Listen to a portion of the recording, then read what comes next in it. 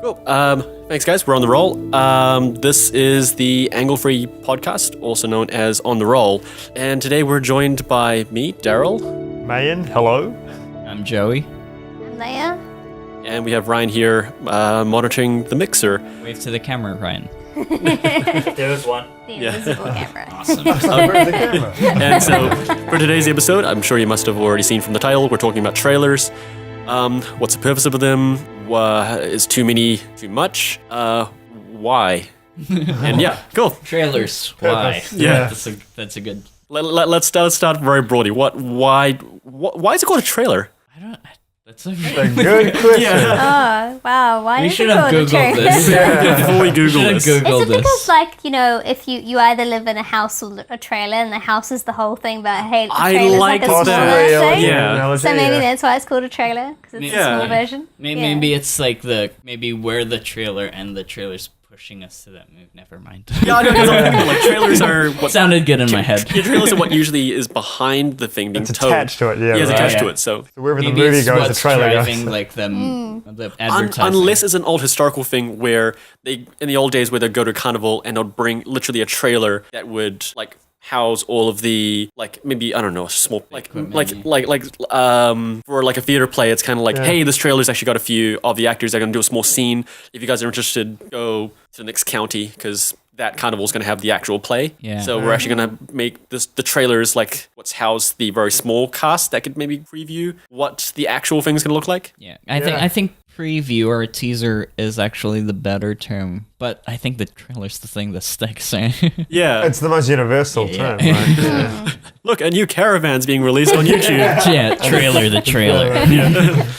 Or trailer the movie. And then a teaser's like even RV. shorter than a trailer. It's like really 10 Can we seconds talk or about that? something. We're up to this point where 10-second trailer, like Yeah, a 10-second like, teaser of a teaser. trailer is like teased like a week earlier in advance to look forward to a trailer, to look forward to a movie that we're knocked it. Mike, look forward to a movie that we're gonna watch in 1 year time, 2 years time, if ever, you know. Yeah. Yeah. It's getting a bit ridiculous at that point. Yeah, there's going to be like a pre-teaser. Oh yeah, a pre-teaser, a teaser. How long is teaser. a pre-teaser going to be? Like half a second? yeah. You Half just a see second. like a Like a flash. flash, yeah. Let's call it poster. It's just- Movie banner.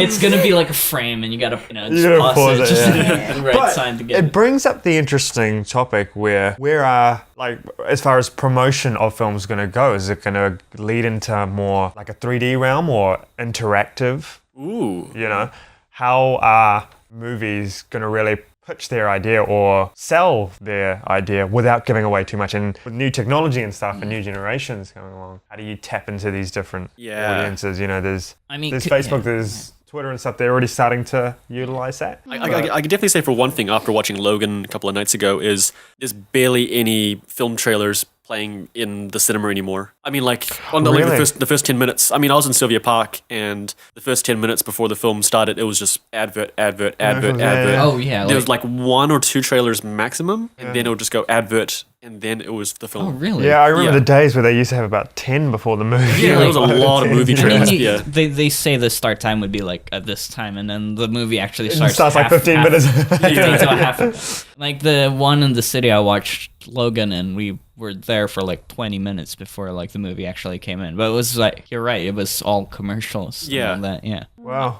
I mean, like, the commercials are looking more like trailers, which is pretty cool for that style. So it's like cinematic looking Coca-Cola ads. Yeah.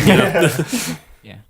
No, but and there's some kind of movies that utilize the idea of the movie in the real world. Like with X-Men, I think they released like this viral video about the mutation that had gone along some company or something. And Yeah, that was- I people were think- getting hyped up about it, even though it wasn't part of the movie. Yeah. It was. I think that was hyping it up. it was I thought- either X-Men First Class or X-Men Apocalypse that did that. Yeah. Yeah, and towards the end, you get a good idea of what the movie is going to be like from that. But it was just like some totally Flashes of- irrelevant kind of thing Yeah. that you don't really see in the movie. Yeah. Yeah.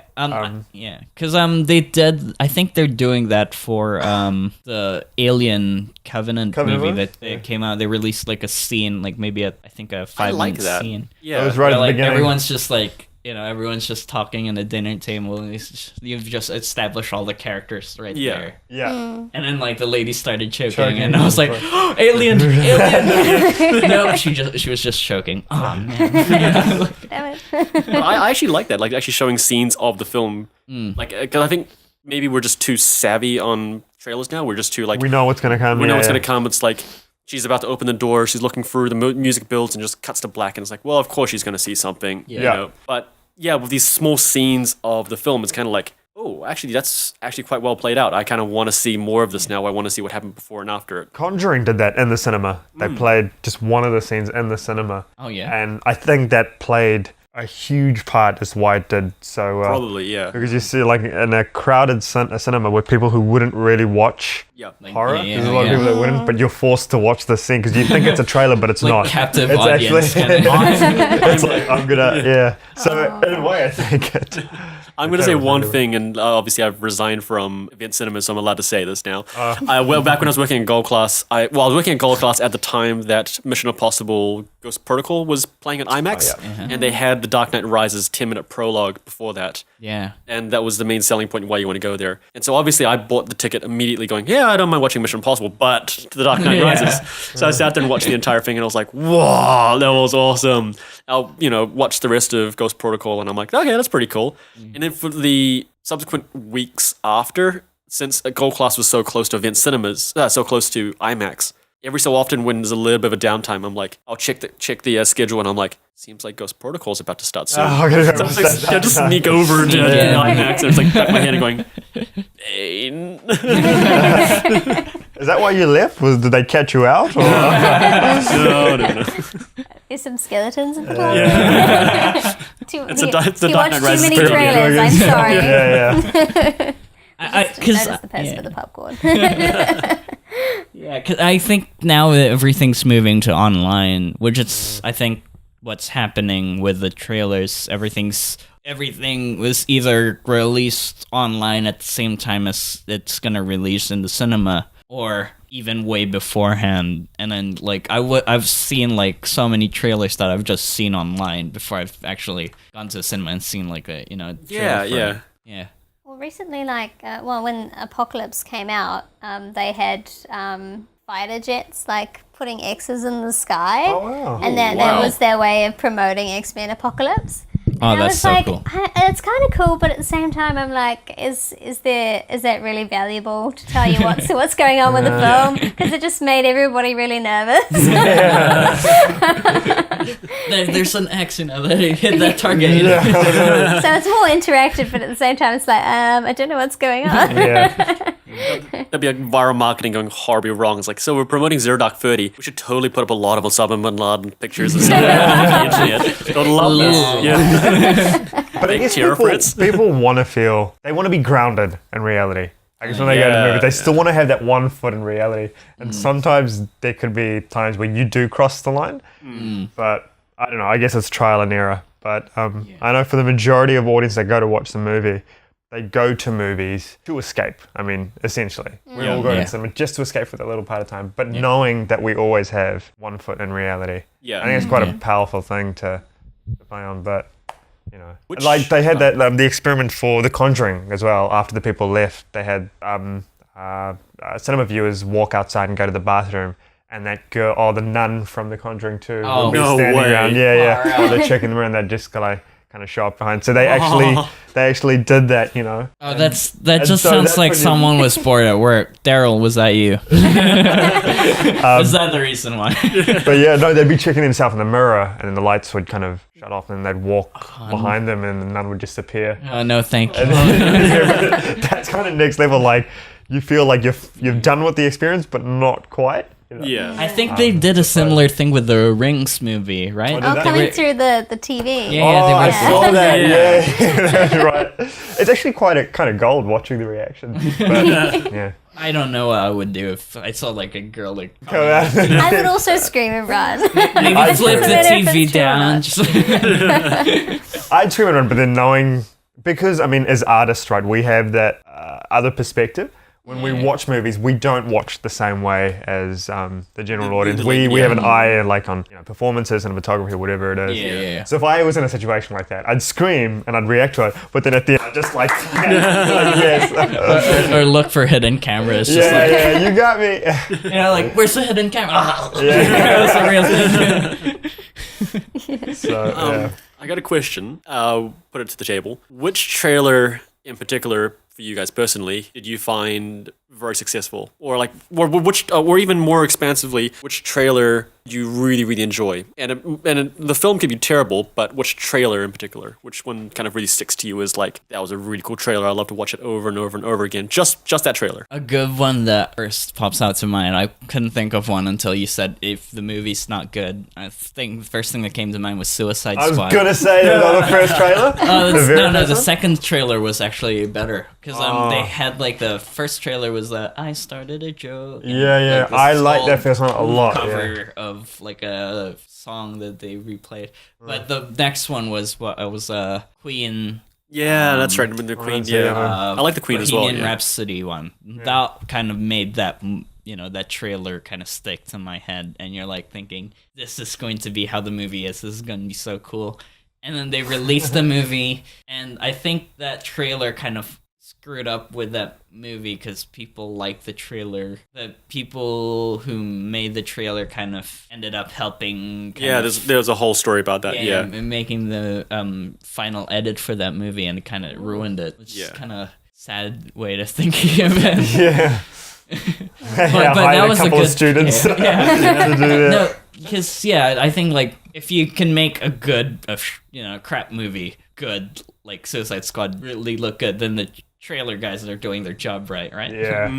But it does raise a question. Where do you draw that line? I mean, if you know the trailer's not representative of the feel of your movie, do you go with it just to sell that movie? Basically, it's do you trade honesty for relatability? I'm thinking studios might go money. Well, I mean, even the production company in charge of editing the trailers, like, our job is just to make it sell. That's our whole job, and to get paid. Yeah. Exactly. I mean, there's a whole other story if the director is editing your trailer, which would be quite interesting to think about, actually. Yeah. Any other successful trailers? I don't know. Man of Steel was a good trailer, but it gave you way too much information. But it was really absorbing. It was like the uplifting kind of. It was really uplifting and absorbing, but the problem is it just told me the whole story. So, I mean, it stuck with me until I watched the movie and I went, well, it's a really bad trailer. So it kind of was good and bad. I have like qualms with this one though. I'm thinking the Terminator movies have consistently been showing trailers that have been like spoiling that movie. Oh yeah, all the time. Yeah. Starting from like Terminator 2.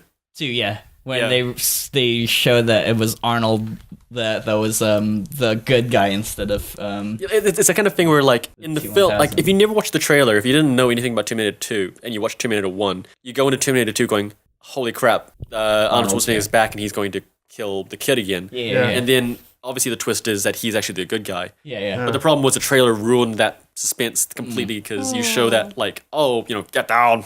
You see like that standoff in the mall when the corridor scene. When, John Connor is there between the T-1000 and T-800 and Terminator and Arnold, and you're just like, holy shit, what's gonna happen kind of thing. And then Arnold shoots the But it's like even Terminator Salvation was like, wouldn't it be interesting if the character didn't realize he was the robot himself? He was a robot himself. That would have been a really good twist in the movie if they didn't show it in the trailer. But that was the first thing that they did. Like Sam Worthington's kind of like horrid like scream, with realization would have made so much of it more of an impact if you didn't see it coming.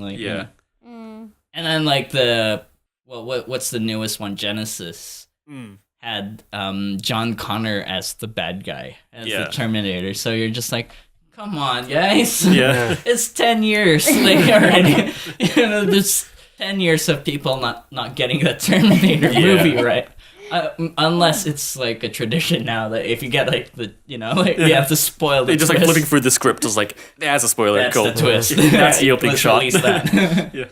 It seems to be the the comic movies or movies with like a lot of action or a lot of things going on seem to be like Godzilla. We're talking about Godzilla. Even Doctor Strange, certain trailers, the ones with the big effects and the big visuals and stuff seem to be the most, I guess, because that's visually stunning and captivating. Because they want to show off the big exactly, effects. But I'm just trying to think of films that are a little low key. I don't know if you've seen the trailer for Moonlight. No, I actually haven't. The trailer encapsulates the movie very well while selling it in a very relatable way, and it's like you can see when you watch the trailer that's the film you're going to be watching. Sweet. There's another one. Have you guys seen the trailer for Get Out? Oh That's a good trailer. I'm like, Peele, I haven't seen the movie until I want to see it. Is it releasing here?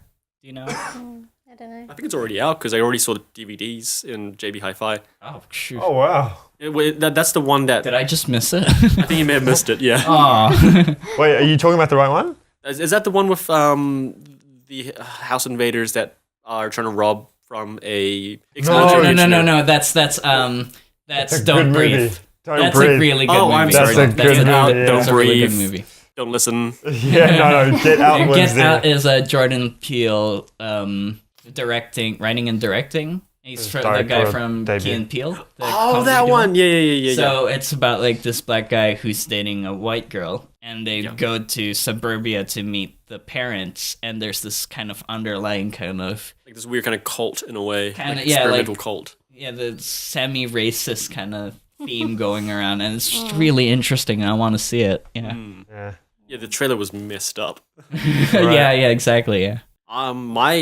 My successful trailer in my head so far is District 9. I remember the teaser and then the trailer, where the teaser was basically just this interview with the camera locked off, focusing on an alien that had his face blurred, and it was a cop, a South African cop, who had his voice also muffled, and he was interrogating the alien, saying, "Where are you from? How many are you?" and all that stuff. And that was a really riveting. It was powerful because it felt real. Yeah, It felt like the really, way they executed that. Yeah, and then when they launched the trailer, it was just like this. You're kind of like, is this a doco? Yeah, exactly. That's a question, yeah. Because it starts off with all these That's a very good interviews. point, yeah. Yeah, it's like all these interviews in this trailer, and then it's like until they came, and then it just cuts to this like shot of The spaceship, spaceship yeah. hovering over Johannesburg, and it's like, what am I watching? Yeah, and again, that trailer was very representative of the movie.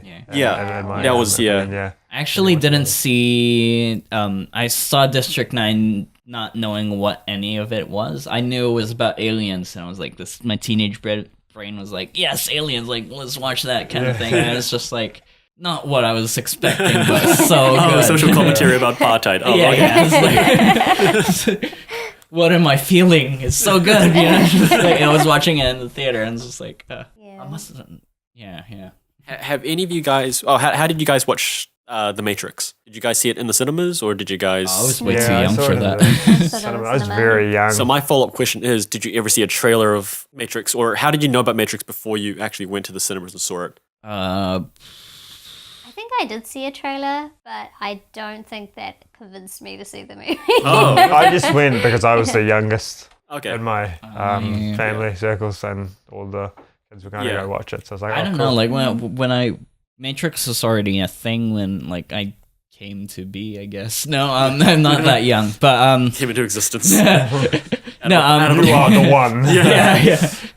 No. So I don't know. It was just a thing like I knew about, and wasn't like, ooh, there's this cool movie that Yeah. I actually wasn't into movies back then because I was so young. Oh, okay. It was just, but I knew it was groundbreaking at the time. Yeah. What they achieved, but like looking back at it, it's like, oh yeah, wow, that was actually some incredible. I don't remember ever seeing any trailer. In fact, me and Ryan have kind of discussed this, where it was kind of like, I don't even remember the day or the conversations that led up to the fact that it was just like, we woke up, we're in the cinemas, we watched the film, and we're like, that was a great film. That was a really good. How did we get here? Is this real? Is this the Matrix? Yeah. It's one of those films you come out. Did I like, take the red pill?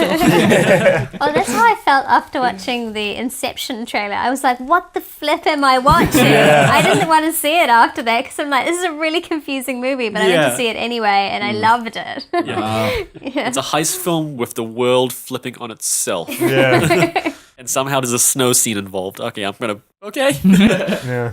No, like I didn't see any marketing for Inception.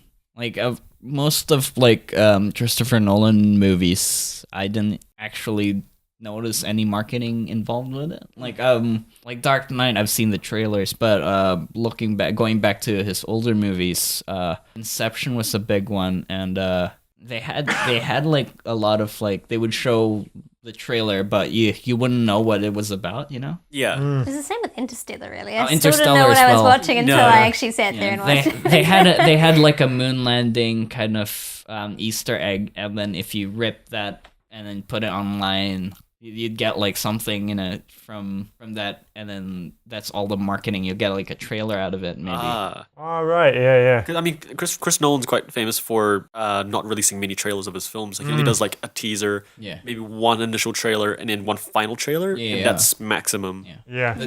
And I think he's got the power to be able to do that. Yeah. Oh yeah. The he's got, studios like, that know, name. like, I think with Interstellar, it was like approved overnight, or there's like a green light already waiting for it, you know? Yeah. So I guess when you have the power to do that, because I believe a lot of directors don't quite have the power to do that.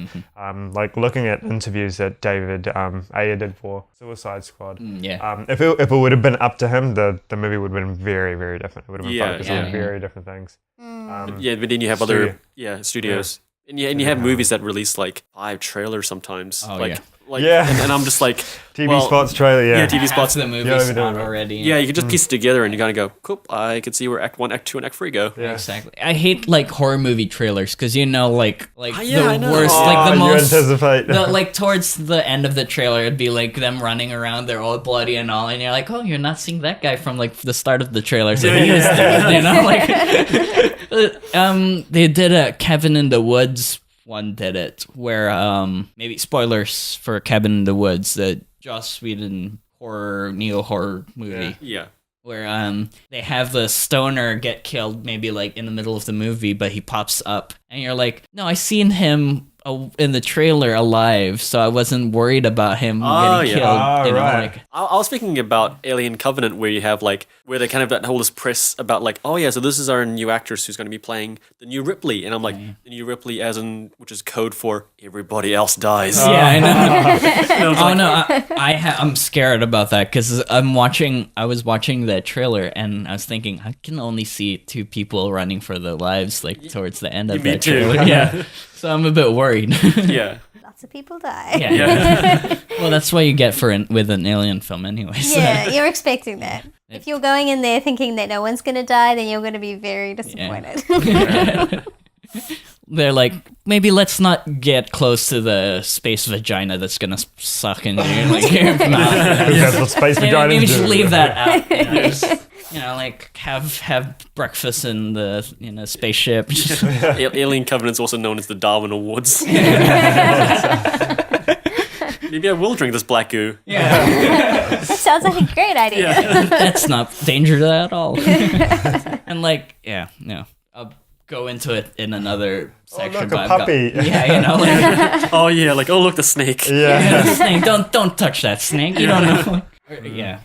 Don't take off your helmet as well, even if it's breathable oxygen, because bacteria. You're ripping Prometheus, by the way. So spoilers. Prometheus. This is but- Prometheus. Yeah. Yeah, they took off their helmet. And I was like, don't take off your helmet, even though it's breathable. Well, what could that's Yeah. like the worst. Where's the logic in this? Yeah. That's What a if- good thing to follow throughout all space movies. Yes.